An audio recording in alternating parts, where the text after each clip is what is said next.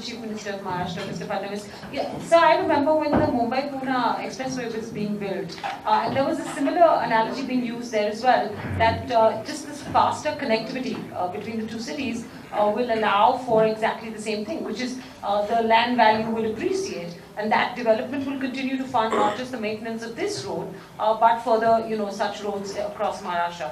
Unfortunately, I don't think it happened in the way it was anticipated.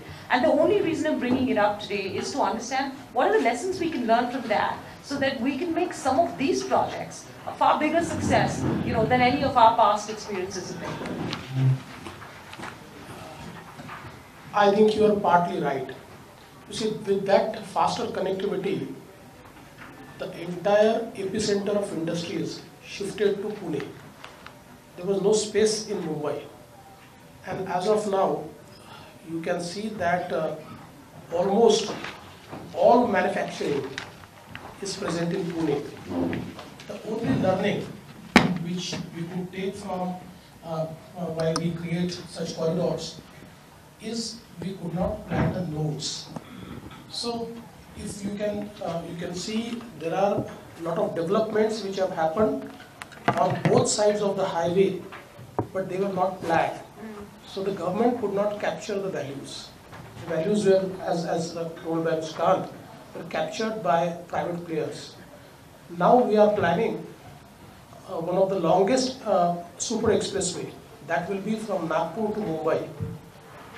This super expressway will have 24 nodes, and it will integrate 14 districts of Maharashtra, and again 10 more districts will be connected to this road. Now what essentially we are doing is leveraging the power of JNPT as a port. So port-led development can be taken to bigger towns, bigger districts.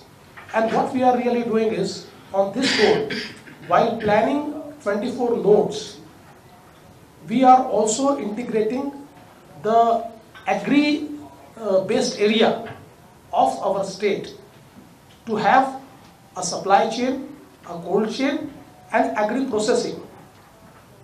And also we are planning 3 dry ports on this road. So it's a 700 kilometers corridor where at every 300 kilometers you will have a dry port of JNPT.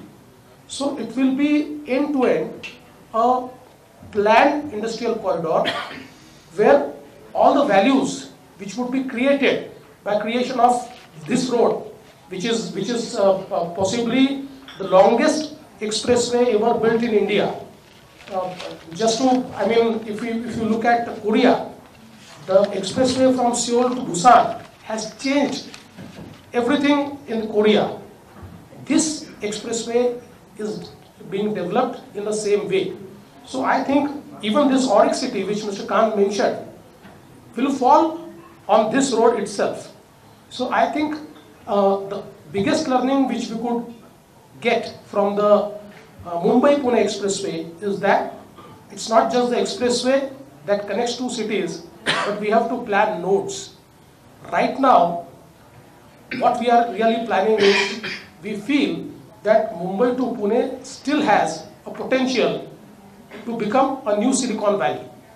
And that is our new plan. Okay. Very quickly, sir, could you give us some specifics on the size of the project in terms of the amount of funding that the state will bring to it? Is the center going to participate in any way? Are the timelines that you hope in which some of this might become reality? In fact, this project is 34,000 crore rupees. And the timelines are, we will start our construction work by March. We already have acquired 60% of our land, and hopefully by end of February, we'll acquire 85% of our land. 15% still will be challenged.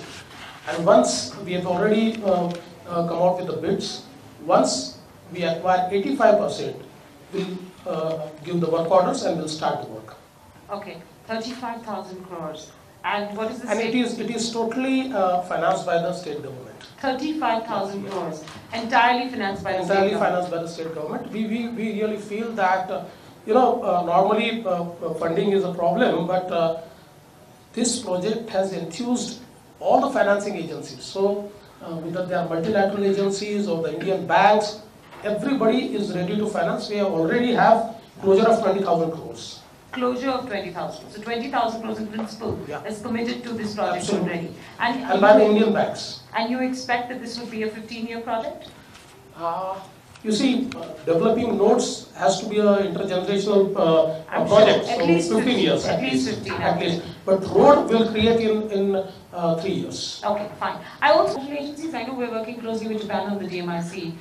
Do you envisage working with multilateral agencies? Is that as much of an opportunity as a challenge? Sometimes you get low-cost funding, but then you work to their terms. I think that was one key question that I wanted to ask. And secondly, do you, I think in the past, India has worked first on an incentives package, saying, these are the incentives we are offering industry, now come invest with us. And I think maybe that approach now is a dead one. We're first offering you certainty of investment and execution, and then we'll think about incentives. Is that a fair way to approach this? No, on your first point, I think we have very good experience working with the multilateral agencies. Our project of underground metro in Mumbai from Colaba to SIPS, which is a around 20,000 crore project, has already started and it is being funded by JICA from Japan. Same way, our Trans-Harbour Link, which is I think the biggest sea link ever built in India, 22 kilometers. The work will start next month. We have already awarded the work, and that is also being funded from Japan. So I think we are also working with the government of Korea on certain projects. I think multilateral funding is available, and as rightly pointed out by everyone here, today is a market where if you have a clean project, where all the approvals are there, then money is no big deal. You can have as much money as you want, and at a cost which you can bear. So I think that is one thing which we need to know now. Okay, how difficult was it to acquire land? You said for this 35,000 crore project, you're already at 80% of land acquired. I mean, Andhra had to adopt a unique land acquisition strategy for Amravati. Did you have to try something different? Yeah, so we had a very hybrid model. We also adopted the Andhra model. At the same time, we gave the option of directly purchasing the land. So we gave 5 times compensation. Okay. And you'll be amazed that this 60% land we could acquire in less than 4 months. In 4 months, we have acquired it. So I think if you are ready to compensate well, people are ready to give their land. Okay, great. You, Mr. Kant, you wanted to come in? No, I just wanted to appreciate the government of Maharashtra, because in Aurangabad, Chandra Bedkin, they had an excellent methodology of negotiated purchase. For land. And they have laid down, they have a committee which negotiates purchase. And to my mind, that was a better methodology than the land pooling which was followed in Dhule, in Gujarat. So Maharashtra delivered the project in a much quicker, close to about 100 square kilometers. They delivered a negotiated purchase at values which were accepted by all the landowners, and that was much quicker, much faster. And then you have the advantage that none of them will go to the court later. Yeah, fair enough. So Mr. Fadnavis, Mumbai also needs to become a smart city, doesn't it? I think in terms of mobility, I can say that by 2022, we will beat the pace of urbanization by creating infrastructure which can accommodate the urbanization in Mumbai. And when I say that, I've already started metro networks which would be 258 kilometers in Mumbai and MMR region, around 75 kilometers of elevated train, the coastal road for Mumbai, the Bandra Versova Sea Link for Mumbai, the Trans-Harbour Link for Mumbai, new airport for Mumbai. In April, I will be starting the RoRo service, that is water transport for Mumbai, and I am integrating everything. So the mono, metro, the suburban railway, this water transport, will be bringing it on a single ticket. So in terms of mobility, I think all the projects which I have already started, and these are the projects, either I'm at the stage of giving a LOI, or I have already started. So all these projects will be completed in phases, and the last project to be completed in 2022.